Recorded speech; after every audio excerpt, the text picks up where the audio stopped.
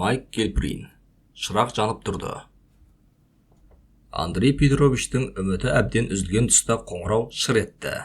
Сәлеметсіз бе? Хабарландыру бойынша соғып тұр едім. Әдебиеттен сабақ бересіз ғой.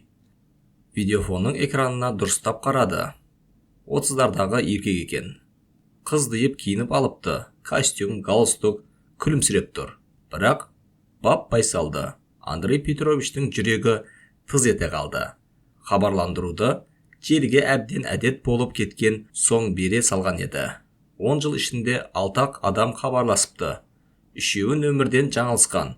Екеуі бұрынғыша сақтандыру агенті болып жұмыс істейтін жандар болып шықты. Ал тағы да біреу лигатурамен шатастырып алған.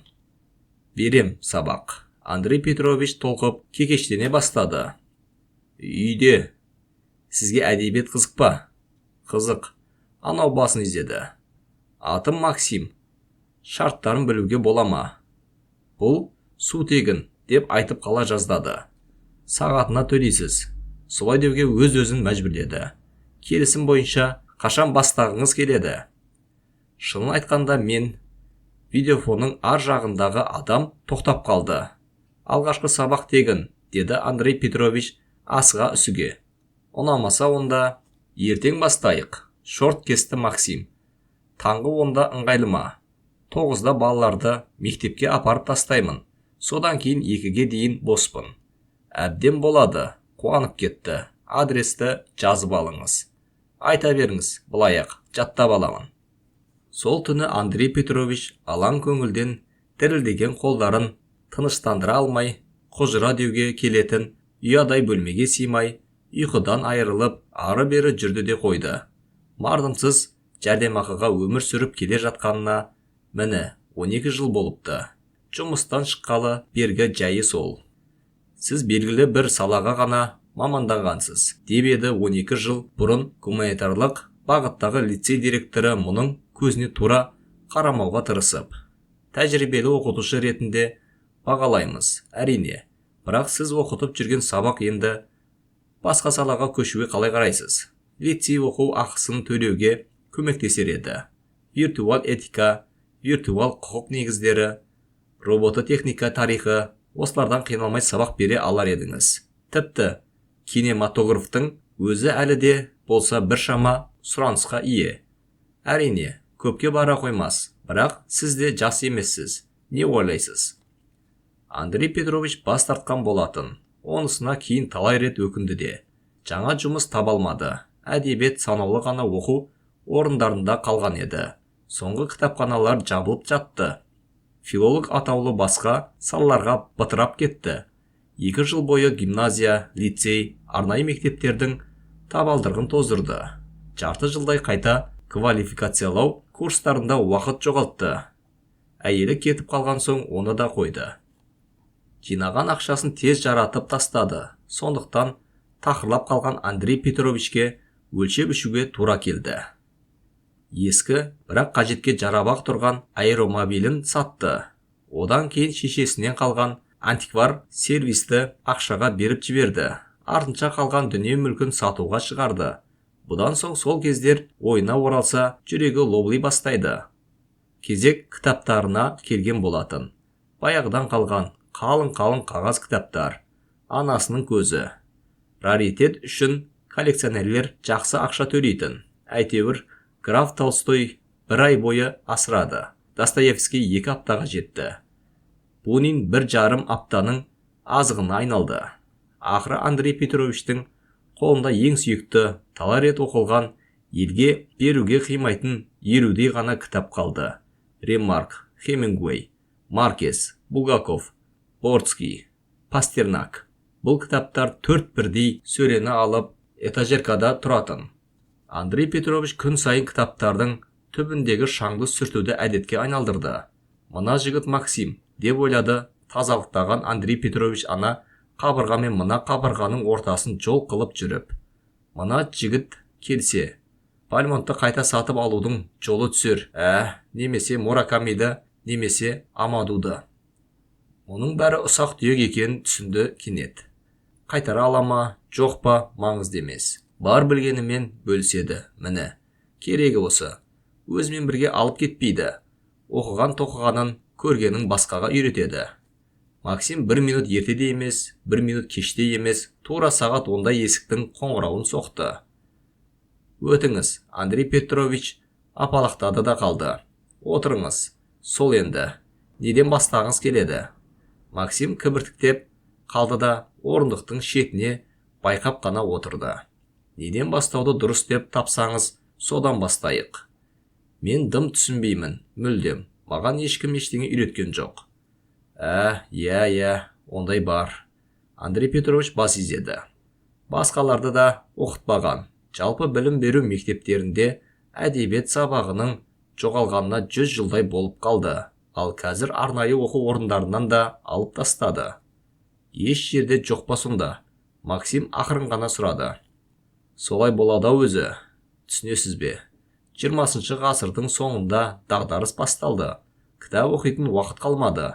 Алдымен балаларға ешкім кітап оқымайтын болды. Кейін ол балалар өскен соң, олардың бала шағасы да әдебиеттен махрұм қалды. Әр ұрпақ келген сайын кітапқа деп бөлінетін уақыт азая берді. Көңіл көтеретін басқа дүниелер шықты. Олар негізінен виртуал еді. Ойындар, әртүрлі тестілер, квестілер. Андрей Петрович қолын бір сілтеді. Сосын әрине техника. Техникалық сабақтар гуманитарлық пәндерді ығыстыра бастады. Кибернетика, кванттық математика, электродинамика, жоғары қуат физикасы, әдебиет, тарих, география, жетім баланың күйін кешті. Әсіресе әдебиет. Тыңдап отырсыз ба, Максим? Айта беріңіз. 21 ғасырда кітап басып шығару жоғалды. Қағаздың орнына электроника келді. Бірақ әр жаңа ұрпақтың электронды нұсқасындағы әдебиетке деген сұранысы алдыңғы ұрпаққа қарағанда әлденеше есе төмендей берді. Нәтижесінде әдебиетшілердің қатары сиреді. Кейін олар тіпті де жоғалып кетті, себебі адамзат жазуды қойды. Филологтар тағы 100 жылдай жүре тұрды. Ол да алдыңғы 20 ғасыр бойы жазылған еңбектердің арқасы еді. Андрей Петрович кенет терлеп кеткен маңдайын қолымен сүртіп тұрып қалды. Бұл туралы айту қиын маған, деді ол ақыры. Мұның қалыпты заңды процесс екенін түсінемін. Әдебиет прогресспен сыйыса алмай өлді. Бірақ балалар білесіз бе? Балалар. Әдебиет ақыл сананы қалыптастыратын, әсіресе поэзия адамның ішкі әлемін, оның рухани байлығын анықтайтын. Балалар қазір рухтан жұрдай болып өседі. Ең қорқыныштысы да, ең сорақысы да, Максим. Мен де сондай тоқтамға келдім. Андрей Петрович, сондықтан сізге хабарластым. Балаларыңыз бар ма? Бар. Максим бөгеліп қалды. Екеу. Павлик пен Анечка, тәте. Андрей Петрович, маған негізін неден бастауға болатын үйретсеңіз жетеді. Керек әдебиетті желіден өзім тауып аламын, оқимын.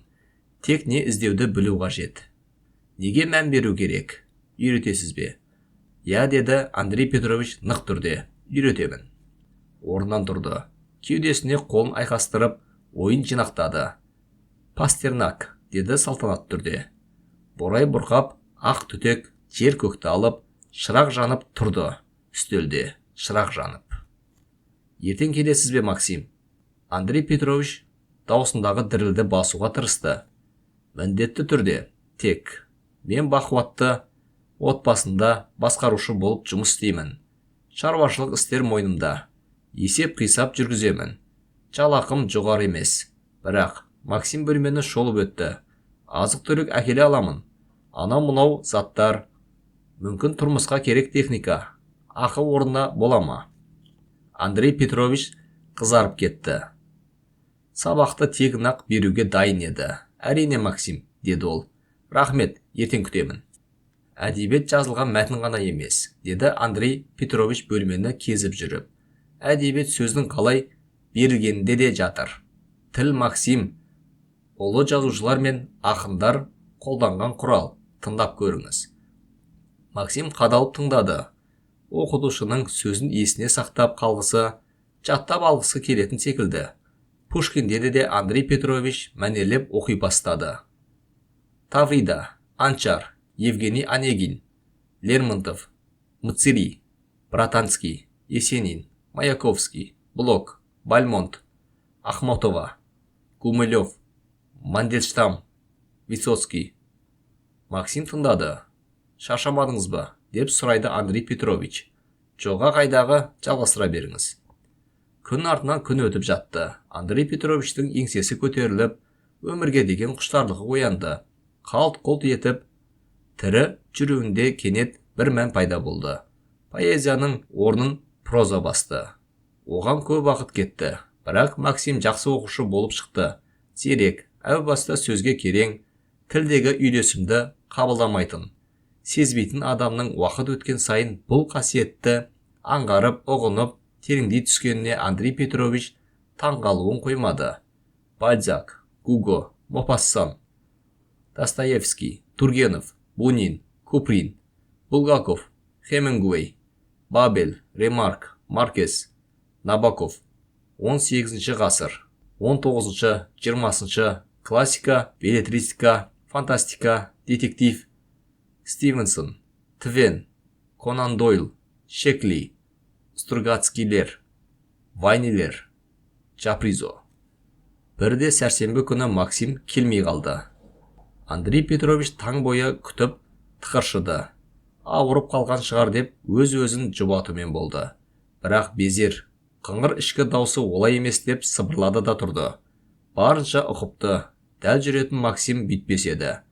1,5 жыл ішінде сабаққа 1 минутқа да кешіккен емес. Ал бұл жолы тіпті қоңырау да шалмады.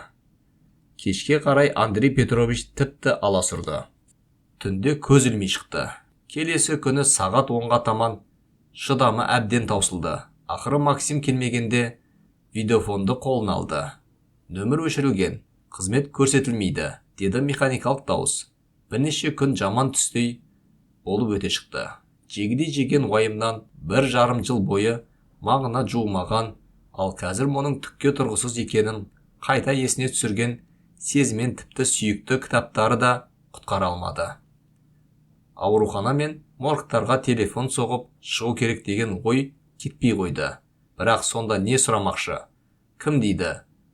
30 жастағы Максим деген біреу түспеді ме сіздерге? Кешірім өтінемін. Фамилиясын білмейді екенмін дейме. 4 қабырғаға қамалып отыру шыдатпас азапқа айналғанда Андрей Петрович сыртқа шықты. Петрович, деп амандасты астында тұратын көршісі Нефедов деген шал. Көптен кездеспеп едік. Көрінбей кеттің ғой, не болды? Әлде ыңғайсызданып жүрсің бе? Сенің қатысың жоқ сияқты еді ғой. Ыңғайсызданғаны несі? Андрей Петрович абдырап қалды. Ой, әлгі сенің. Нефедов алақанның қырымен тамағын сызып өтті. Саған келіп жүргенше, Петрович қартайғанда мұндайлармен неғып байланса қалды деп ойлаушы едім. Нен айтып тұрсыз? Іші бауыры қалтырап кетті. Мұндайларын қандай? Қандай екен түсінікті емес пе? Ой, оларды бірден танимын. 30 жыл бірге жұмыс істегем. Кіммен? Даусы жалбарынышты болып шықты. Не жайында айтып тұрсыз? Сен не, шынымен білмейсің бе? Деді Нефедов. Асып-сасып. Жаңалықтарды қара, бәрі шулап жатыр. Андрей Петрович лифтке қалай жеткенін білмейді. 14-ші қабатқа көтерілді. Саусақтары дірілдеп, қалтасынан кілтті алды. Әрең дегенде есігін ашты. Компьютерге тыпырлап басып барып, желіге қосылды. Жаңалықтарды ақтарды. Кенет жүрегі ауырып кетті. Фотографиядан бұған Максим қарап тұр еді. Суреттің астындағы курсив жазу жайылып көрінбей қалды. Қожайындары әшкерлеген Андрей Петрович бар күшін салып, экрандағы жазылғанды оқи бастады. Азық-түлік, киім-кешек, тұрмыстық техника ұрлаған. Үй шаруашылығына арналған робот гувернер сериясы ТРК 439К басқару бағдарламасындағы ақау. Балалардың рұқсыздығы туралы шешімге өз бетімен келгені және оған қарсы күресу керектігі туралы айтқан. Балаларға мектеп бағдарламасынан тыс сабақ берген. Мұнысын қожайындарынан жасырған. Айналымнан шығарылды. Тіркеген іс аясында жойылды. Қоғам мұндай жайтқа қатысты алаңдаулы. Шығарған фирма жауапкершілікті сезініп арнайы құрылған комитет қаулысы. Андрей Петрович орнынан тұрды. Аяқтарын бүге алмай, қақиып ас үйге өтті. Буфетті ашты. Астыңғы сөреде Максимнің сабақтың ақысы деп алып келген ашылған коньяк бөтелкесі тұр еді. Андрей Петрович тығынын суырып, стакан іздеп, жан-жағына қарады. Таппаған соң тұрған күйі бөтелкеден сімірді, жөтелді. Қолынан ыдысты түсіріп алды. Қабырғаға сүйенді. Аяғы босап сала берді де, жерге отыра кетті. Қайран сөзім қор болды, деп ойлады ақыры. Еңбегі еш болған екен. Осы уақыт бойы роботты оқытып келіпті. Жаны жоқ, ақауы бар темір. Бар білген тергенін соған арнапты.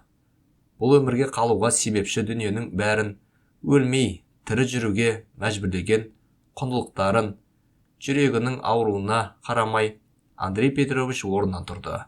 Терезеге барып, жоғарғы жағын жапты. Енді кезек газ плитасында. Жарты сағатқа ашып қойсаң, жетіп жатыр. Болды сосын. Есіктің қоңырауы мұны жарты жолда тоқтатты. Тістенген күйі Андрей Петрович кіреберіске беттеді. Табалдырық алдында екі бала тұр екен. Ол 10 жас шамасында, сосын қыз. 1-2 жас кіші болса керек.